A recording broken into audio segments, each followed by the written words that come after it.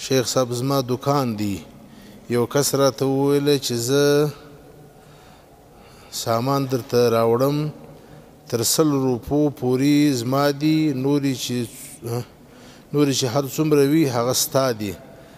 دغسې معامله د شریعت د نګاه څخه صحیح ده که نه؟ نه ده صحیح. دا معامله صحت نه لري. ډېر خلک دا شم کوي زما موټر دی دا را خرڅ کړه چې په 15 لکه دې خرڅ کړي، 15 لکه زما دي، که د 15 لکه زیات خرڅ کړي هغه ستا دي. صحت نه لري. زما دا شی خرڅ کړه چې په دونې خرڅ کړي هغه زما دي یا نور، دا صحت نه لري. دا فاسد ده دا معامله.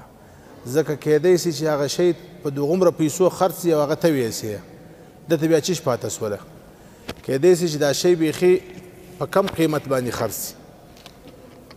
نو البته داسې معامله کولی شي چې یو څوک ووایي چاته چې دا زما شی واخله خرڅ یې که تر 100 روپو زیات یې خرڅ که کم یې مه خرڅوه، چې هر څومره ګټه یې وکړل نیمه زما نیمه ستا، 5% زما 3% ستا، داسې کولی شي.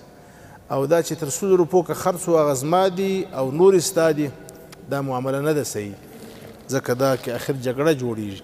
هغه به کوشش کړي 5 میاشتې به ځان ستړي کړي، وروسته به خرڅ به کړي په 100 روپۍ باندې، 100 ته ویسې دی څه وکړي، د څه فایده سول؟